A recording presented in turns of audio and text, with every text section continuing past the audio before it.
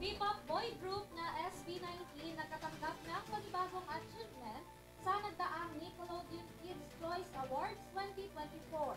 Narito si Sam Marcos para sa kabuang detalye ng balita.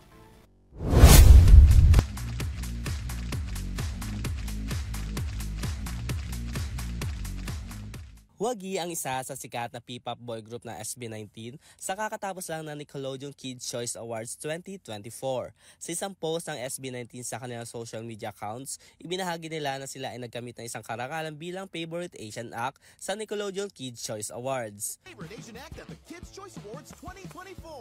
Hi everyone, we are SB19. Thank you so much for voting us as the Favorite Asian Act at Kids' Choice Awards 2024. It's such an honor to represent the Philippines. We appreciate all your love and support. Maraming Nakalaban ng SB19 sa naturang category, sina Malaysian singer Iman Troy, Indonesian singer na si Tiara Andeni, Japanese girl group na Nisu, at ang kilalang K-pop group na ENHYPEN. Matatandaan noong 2012 itinanghal bilang Favorite Asian Act si Charis o mas kilala ngayon Jake Cyrus sa kanyang kanta na Pyramid. Samantala nagpasalamat naman ang nasabing grupo sa kanilang mga fans sa kanilang pagsuporta. Para sa EuroTV Showbiz Balita, ako si Sam Marcos, sumasaludo sa bawat Pilipino.